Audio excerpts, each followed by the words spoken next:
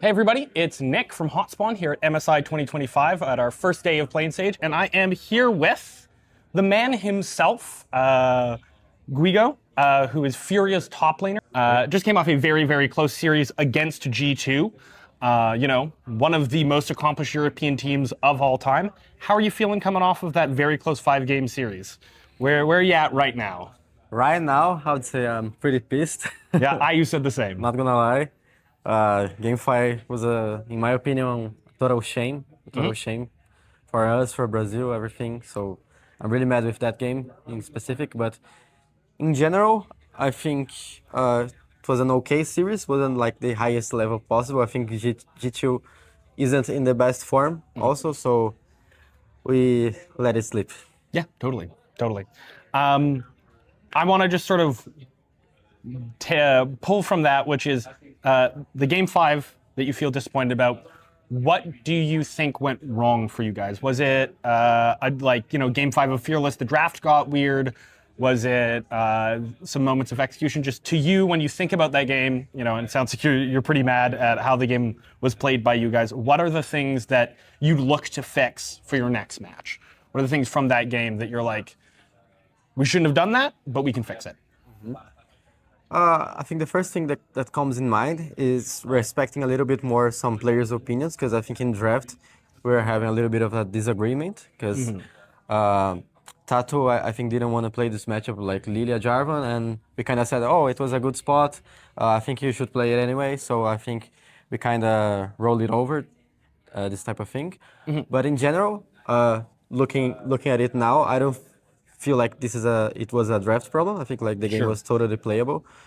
So I think the emotions got a little bit to us on this last game. I think like we were more emotional, more like rushing things. I think in the other games, I felt we were a little bit more rational, doing more like concise plans and stuff. So yeah, I think it was a little bit of emotional.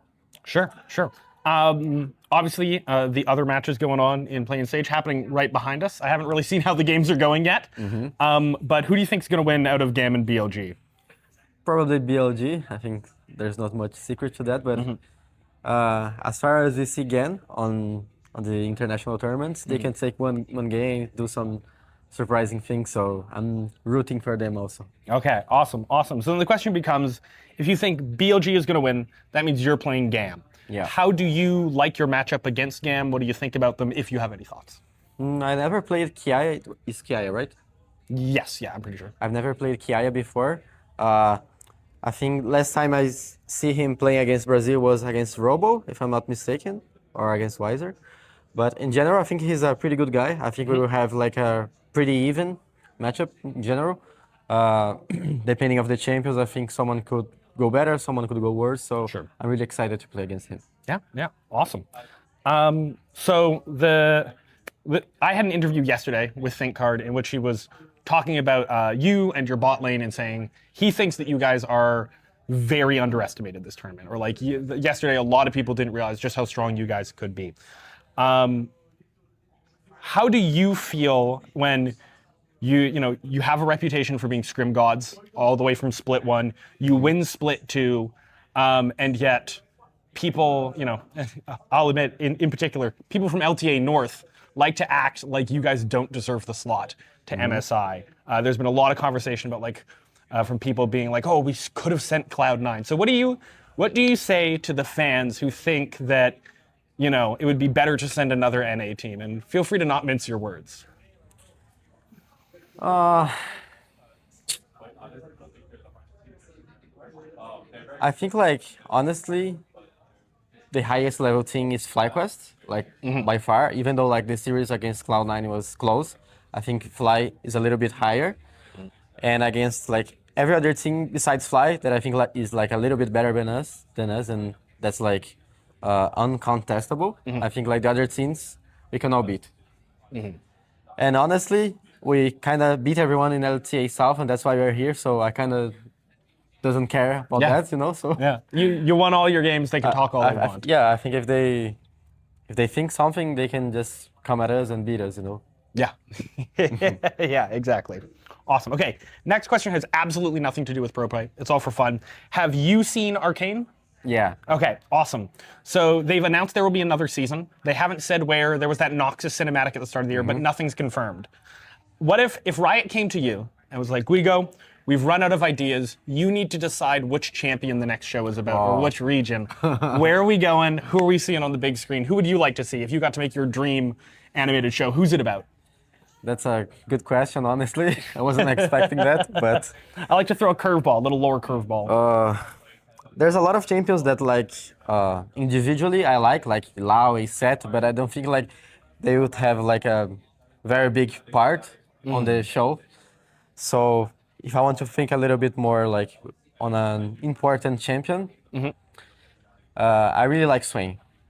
Oh, yeah. And the teaser like showed that he's probably going to show also. So Oh, yeah.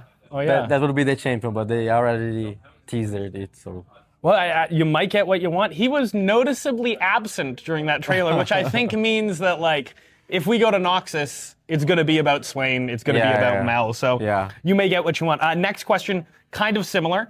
As you know, Riot is doing these themed seasons this year, which is new. We went to Noxus, Summoner's Rift Change. We got a bunch of skins and comics and stuff. Yeah. Now we've gone to Ionia. And they've also said that, well, it can be like parts of League of Legends' world. It could also be skin lines, like Project or High Noon or whatever. If you got to decide what the theme was for a season, whether that's a skin line or a region of the world, you got to remake Summoner's Rift and have it have a cool skin, where would you take us? I think Void is pretty cool. Though. Yeah. Void is pretty fucking cool. You want like a full Void map, like all purple? Yeah. Would be pretty cool. Because there was like half a Void season, but it was only the monsters that got Voidy. The map wasn't that Voidy. Okay, awesome. So, looking forward to your next game, do you have anything to say for the LTA's Seoul fans who, by the way, were popping off in Sao Paulo? They were showing us, there were shots on the camera every time you guys like won a fight. They were jumping out of their seats, hugging each other. Brazilians are like this. Yeah, no, it was awesome. Do you have anything to say to those fans who were so excited and just absolutely going nuts to watch you guys play today? I would say keep rooting for us, keep cheering. I think even though we lost today, I think we showed that we can win against this team. So I think I would say like probably BLG, that looks a little bit more distant, but GAM and G2 for sure we can win. So yeah, cheer for us. We will be giving our best to give you guys admiration. Hell yeah, dude. I want to see you guys versus like Gen G or T1. I really want to see that matchup. So the next question, slightly unrelated. She's not legal for this tournament, but the new champion Yunara has been revealed, and she's this sort of old school ADC that's a hybrid of magic and crit and like AoE damage and single target damage. I assume you've seen like some videos and stuff. They made us play yesterday. Oh, okay. Like a content. I see. Okay. So I will probably see that at finals because that's what they tend to do. So then you've played her or you've played around her. What do you think of Yanara? Do you think she's going to be pro playable if her numbers are strong enough, or is she more of just like a fun gimmick champion? Yeah. What do you think? I think she's going to be totally viable in pro play, in my opinion, because I think she has a lot of mixed damage because of her passive that like gives AP damage based on her crit. So I think this should be very OP for AD carries. Super hard to itemize against. Yeah.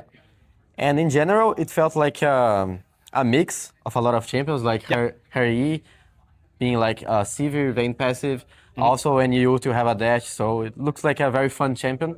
Hell yeah. So I think she'll be totally viable. Looks like the type of ADC that people will like it. Yeah. 100%. All right, awesome. Thank you so much for taking the time, man. It was a pleasure to watch you play today. And I am really hoping that you guys run it all the way because I want to see you guys main stage. Thanks for the interview. Great. Have a great one.